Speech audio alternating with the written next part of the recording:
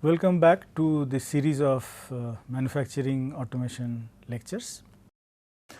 So, let me remind you, in our last session we have discussed some part placing mechanisms, we have discussed some escapements.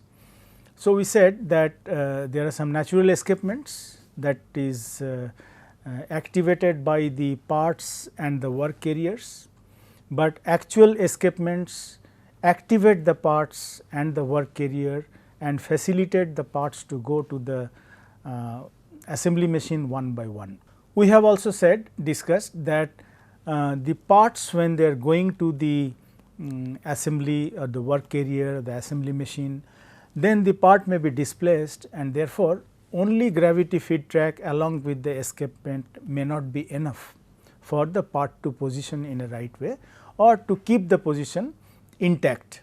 In that case, what is used is the part placing mechanisms, and we have seen different mechanisms of the part placing mechanisms, which are basically the robot arms, manipulators, etc., and they may take up the part from the feeder and they will place it to the work carrier, so that the work carrier could carry the parts to the machine, to the assembly machine. Next, what we said is that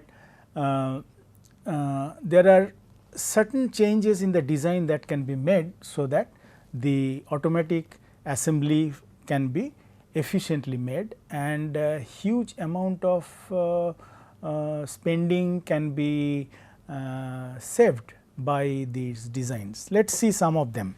So, we said that the design for automatic assembly is basically, there are of two aspects there. One is the product design for ease of assembly.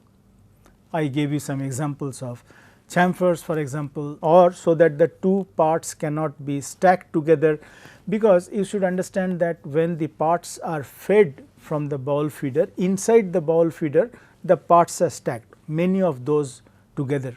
So, they may entangle with each other, they may stick to one another, stacked in between, and so on.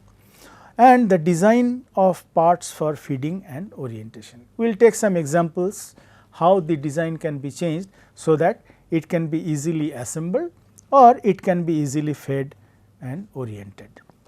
Product design for ease of assembly.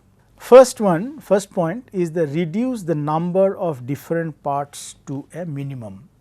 This, just in the previous session I discussed it, can be achieved by employing one of the new processes that enable complex parts to be produced, for example, precision die casting or new forming processes. Let me explain it to you. If a complex part can be produced, that will reduce the number of assembly processes drastically. That means that 2 or 3 parts, they are actually designed and made together, okay, by casting process or by metal forming process, and that way we are reducing the number of different parts. Second point is introduction of guides and tapers which directly facilitate assembly. These examples we will see later, that how the implementation of the taper or a chamfer could facilitate the assembly. Assembly in sandwich or layer fashion, in the sense that when the assembly is made, it should be made preferably on a base plate, and then parts should be stacked one on another, on top of another, and access to the sub assembly or the assembly should be from one direction as far as possible. That is what we mean, that the assembly in the sandwich or layer fashion. We will see the example. Assembly on a base, as I said. So, here are some of the examples. These examples are quite self explanatory. For example, the product design for ease of assembly, introduction of guides and tapers which directly facilitate assembly. Let us take an example. Suppose we have a part like this, all right, and a spring has to be assembled, a spring has to go in. So, part placing mechanism will take the spring and put it here. Now, because of this edge, all right, the spring actually may not go up to the end and it may get stuck here, okay, because of the design in this part. But this design can be changed by making a chamfer here, that is one thing, and a chamfer or tapering in this case.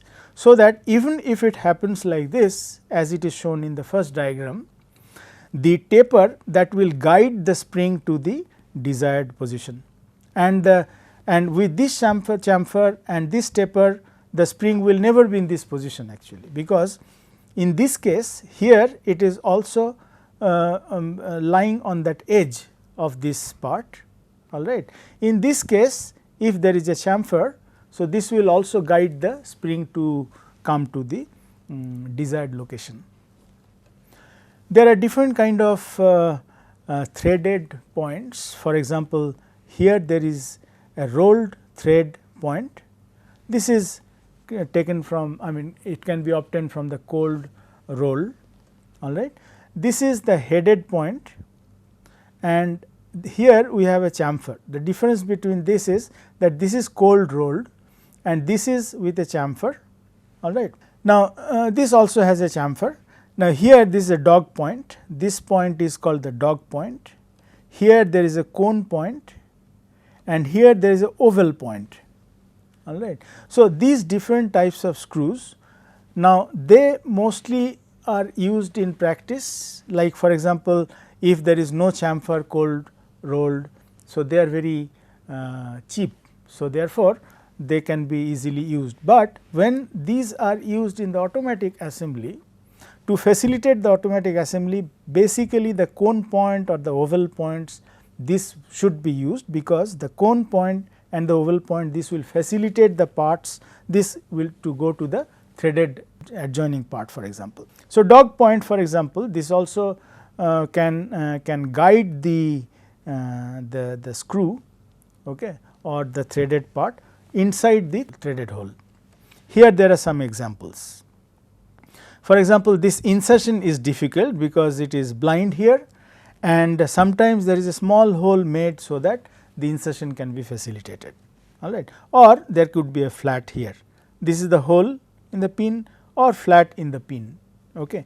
So, this will facilitate the assembly. Here is an example of a plug, which you understand this. This is a simple 3 pin plug. When we said assembly in sandwich or layer position, this is exactly what we mean, that this is a base for the plug, and to the base the parts are coming from one direction, preferably from the top. See, this is the ground pin, this is the fuse clip coming to the ground pin, this is the fuse when these clips, these two clips are made. So, then the fuse can be put in. This is the neutral pin, all right. So, neutral pin, live pin, ground pin, they are placed here, then the cover can come. So, all are coming from the top. See, the access to the parts to the assembly is from one direction, preferably as far as possible. When everything goes in, after the cord grip is made with the screws will be coming from the opposite direction, and the main screw to fix this base to the cover, this will also come from here. So, as far as possible, most of them will be coming from top, okay, sandwich or layer fashion. Only thing is that cord grip screws and the main screw, these have to come from the opposite direction. Product design for ease of assembly, we are continuing.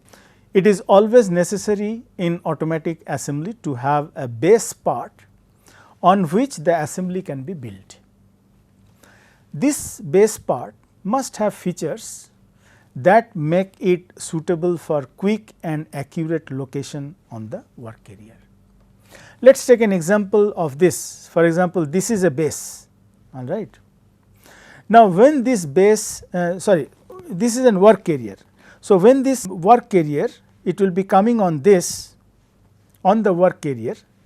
So, this part as a base part coming on to the work carrier, this will be unstable in here, because any force which you impart at this point, this will actually rotate the part, because they will be touching these two edges. As you understand that without this ledge, or without this alteration in the base part, this base part will be unstably located on the work area, because any force which is imparted here, this will actually rotate on the edges. So, there is a small change in the base part that we are doing here, small feature that has been introduced. This is making the quick and accurate location of the work area on the work area possible.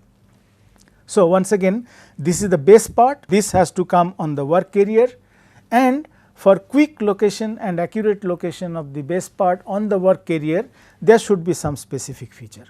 So, without that feature having here, this base part on the work area may not be located easily or accurately, that is what we are saying. Now, sometimes the work carrier base part is here. So, they sit on the work carrier with a dual pin. Okay. Say these are the pins, and these pins go into these holes, so that the base part can be quickly located here.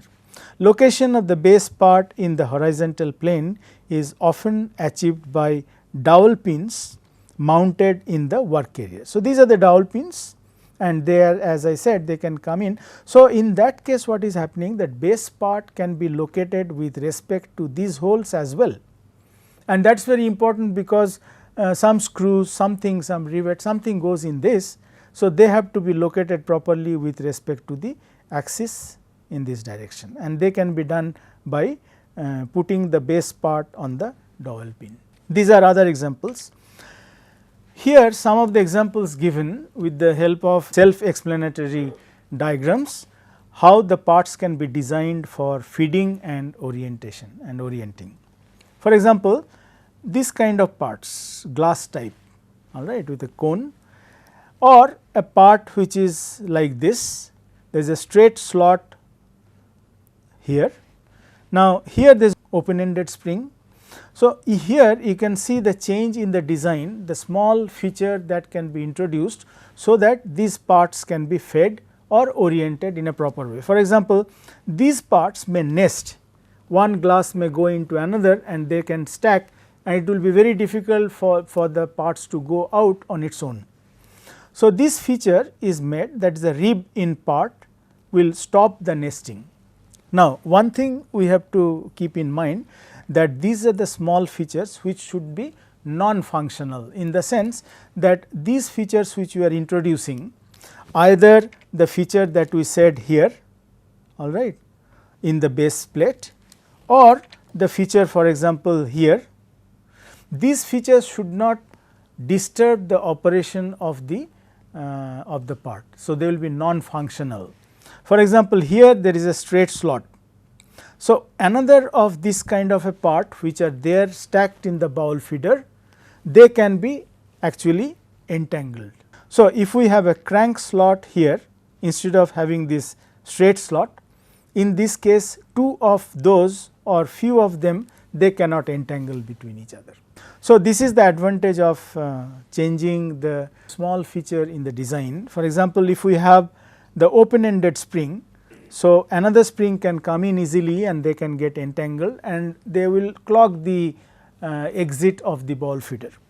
Now, here we can have a close ended spring instead of the open ended spring, all right, and in this case the springs will not be entangled with each other. Here there is an example of an open spring lock washer, spring lock washer, and that can be closed, for example. Now, here you may one may ask that if this is the open spring lock washer, then if we close it, then this spring lock washer functioning will be affected. This will not, because still we have, you can see that this is not exactly flat, but it will still have the springy action. So, that it can still work as a spring lock washer. The only thing is that it will not be open here, so that they are not entangled with each other. Look at this example for here. This is asymmetrical. Okay. Here there is a stud. So, this stud has one end with a thread which is smaller than the thread at the other end. All right. In this case, what will happen? if for example, this is the ideal orientation that we want, but if the part is coming in the other orientation, there will be no feature here, so that it can be reoriented. Okay.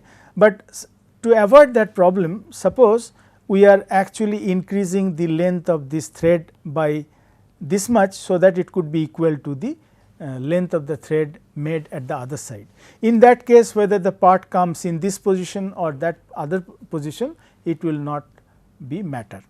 Now, one question that we should discuss here, that when we are increasing the length of this thread to this length, in that case we are incurring some cost, of course, because this we require this much length. So, it was designed like this, and now you are changing the design by increasing the length of the thread, for which we have to incur some cost, but it can be economically justified, because otherwise what will happen, some reorienting device has to be created for this to reorient the part if it is not coming in the right orientation. So, economically it has to be properly justified, that if we can make the change in the design in such a way, how much cost will be incurred, and whether it can be justified by eliminating the reorienting device for this kind of parts. Here there is a part shown which actually is very difficult to orient because of this groove here. So, this groove, since it is made not completely, okay, let us say halfway or something, this is the design. So, this feature makes it very difficult to make them to orient the parts. Suppose if we make it like this, all right, in this case this functioning should not be affected, that is one thing, all right. So, we say that any feature, I repeat once again, that any feature that we are introducing, this will be non-functional, in the sense that it should not disturb the functioning of that particular part.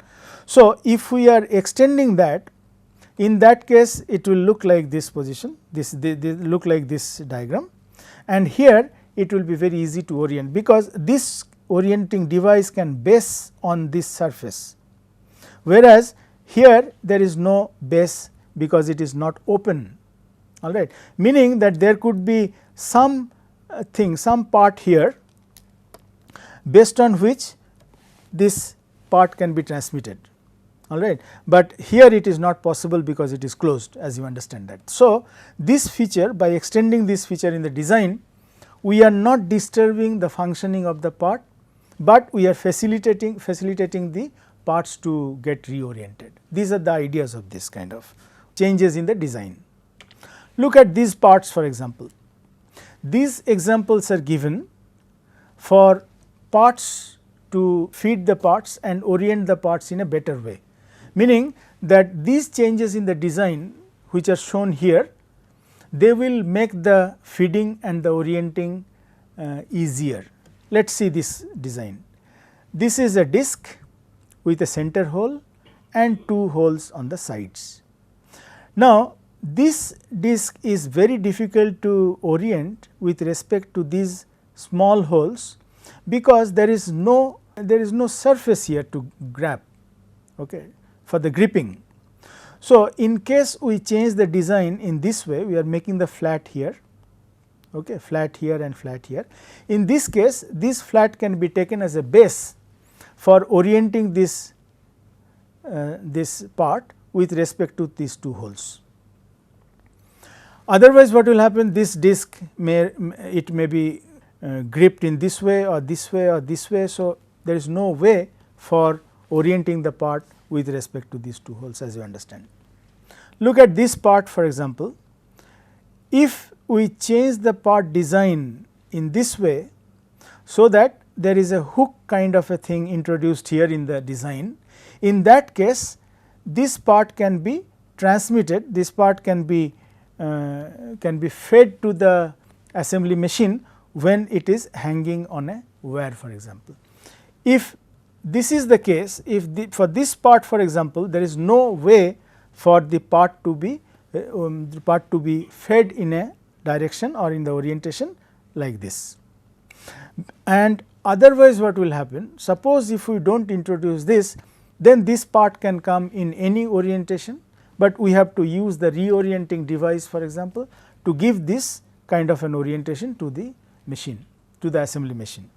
Whereas, by making this small change in the design, we are facilitating the part to hang on the wire, and it can actually wire on any kind of a rail, so that it can be transmitted in a proper way. In this design, for example, triangular shape of part makes automatic hole orientation difficult. Now, here is a triangular shape. So, either it can come this way or with this edge or with this edge, then it will be difficult to orient the part with respect to these holes. Whereas, suppose we want the part to come in this orientation as it is given here. If we make a small non-functional change, okay, and make a shoulder, small shoulder like this, it is given here.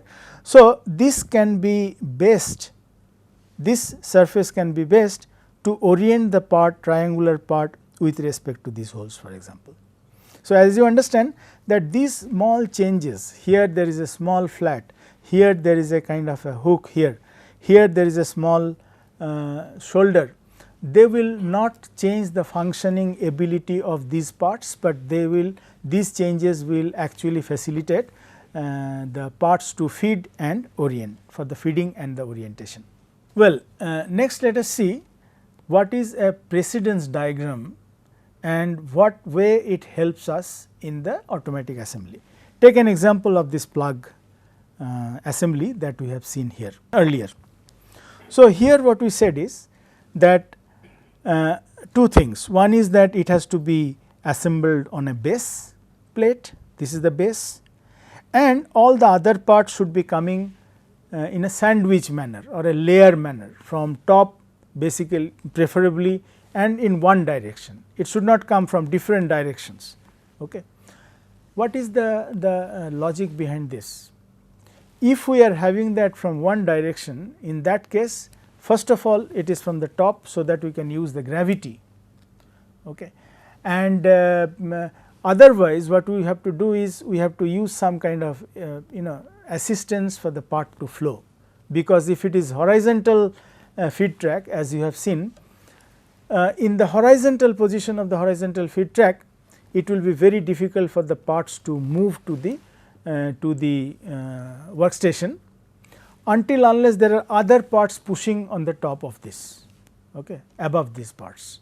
So, vertical delivery feed tracks will always be advantageous, because there is a gravity which is working. So, that is one reason why we should take the parts from the top, and different direction will give you the positioning of the bowl feeder and the feed track in different directions. So, the space cannot be utilized properly. So, because of these two reasons, we are saying that assembly should be in a sandwich manner, and preferably the part should be coming from one direction and preferably from the top. Now, the precedence diagram as it is shown here, I will explain it to you what is it. This tells us, precedence diagram tells us the ways, the number of ways an assembly can be made. To give you that example, take this very simple assembly. This assembly is simple because there are only few parts, but as you understand that production machines or production assemblies, they can have thousands or 10,000s of parts, okay. And the way to make the assembly, the order of assembly, this is very important, because in that case the time taken for the assembly will be minimized. So, precedence diagram exactly tells us how many ways we can make that assembly. So, in this case, for example, we say that we have a base. After that, next we will mount the ground pin and the live pin. After that, we will make the fuse clip. After that, we will make the screws, then the fuse on top, then the neutral pin, then this screw, then the cord grip, and from here the cord grip screws, then the cover and the screws. So, this is the sequence of assembly that you can make. However, in this sequence we can have some alteration. So, what are those alterations that could be done? It is shown by the precedence diagram that we will discuss in the next discussion. Thank you very much.